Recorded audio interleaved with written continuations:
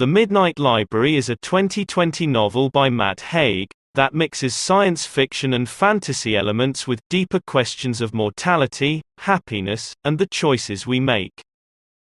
Nora Seed is a 35-year-old woman from Bedford in England. She's smart and talented, but hasn't been able to translate this into a good career. She was fond of becoming a glaciologist and was a very accomplished swimmer when she was younger.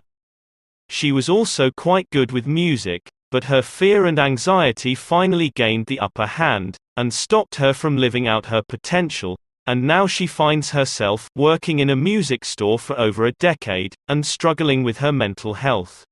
All this has had an impact on her relationships too. She left her former fiancé, Dan, just before their wedding.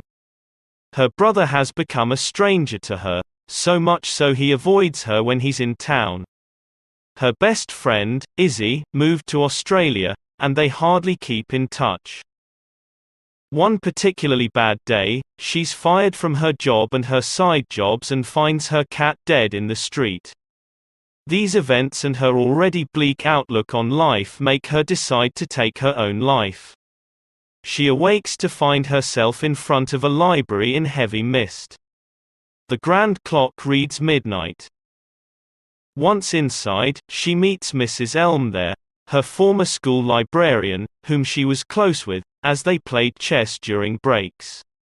She was also the one who informed Nora of her father's sudden death in the middle of a school day long ago.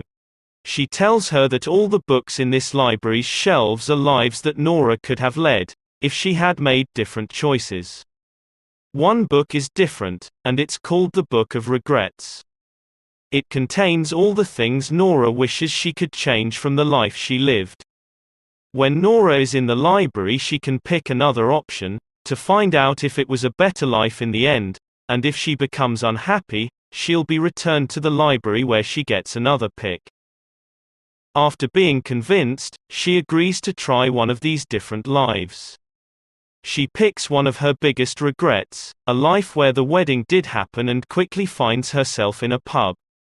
Although this new reality appeals, after a while it's clear that the relationship has problems that she's not willing to tackle. When she's brought back to the library, she tries a few different lives.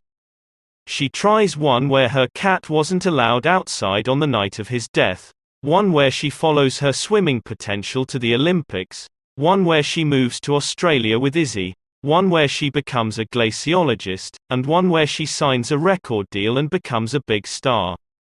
Each life has its own allure and setbacks, and some feel better than others, but she always finds herself returning to the library. With the help of Hugo, a man she meets who's also jumping from life to life, she learns more about this mysterious library, and that it's really a trick of the brain.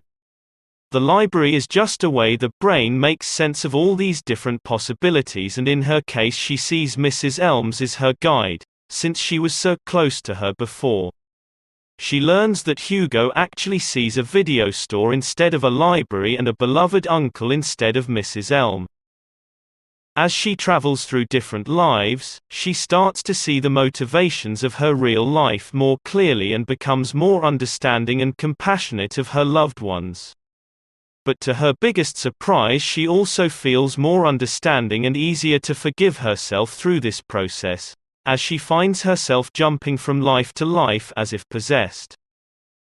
Sometimes there are glitches in the library system that make it more difficult to go from one life to the next.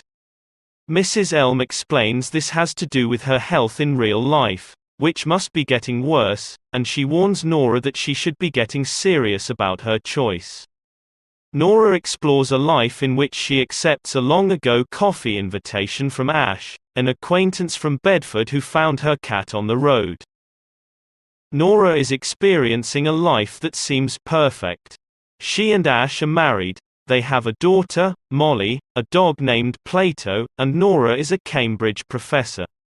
She's so happy, but plagued by the understanding that this life isn't hers, since it belongs to another version of herself, and that she's stolen it. She's heartbroken to reappear in the Midnight Library. Mrs. Elm tells her the system is breaking down, which means she must be dying.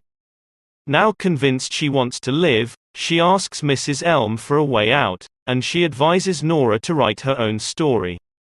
Nora finds a blank book and begins to write. When she writes "I am alive," she awakes in her bed and she goes to her neighbor, and he calls an ambulance as she collapses. She slowly recovers in the hospital, and Nora thinks of the whole experience and feels happy to have the life she has. Things start to turn around in her life. Her brother visits, and they connect again. Izzy sends a message to Nora how much she misses her, and Nora is brought back to work at one of her jobs. When she leaves the hospital, Nora goes to visit Mrs. Elm in a retirement home. Over a game of chess, the two discuss what's needed to have a good life. If you enjoyed this, please like and subscribe.